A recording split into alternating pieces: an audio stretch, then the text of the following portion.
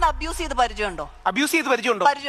Abuse ചെയ്ത് പരിചയമുണ്ടോ? ഞാൻ ആർക്കെങ്കിലും ഇല്ല. അവരുടെ മൈൻഡ് സെറ്റ് അറിയോ? അതുകൊണ്ട് നമുക്കറിയാം. അതെങ്ങനെ അറിയാം? ഞങ്ങൾ ബസ്സിൽ അതെങ്ങനെ മാഡത്തിന് അബ്യൂസറുടെ മൈൻഡ് സെറ്റ്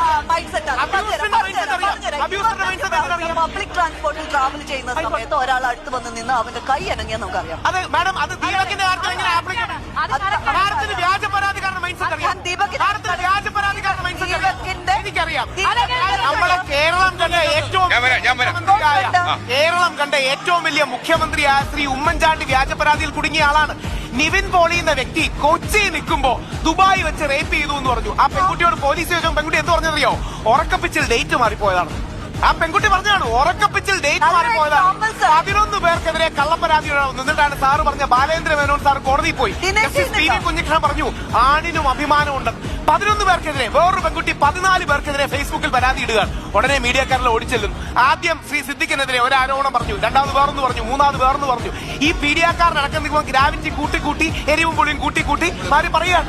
എത്ര പേർക്കെതിരെ കള്ളപ്പരാതികൾ വന്നു നമ്മൾ കണ്ടതല്ല.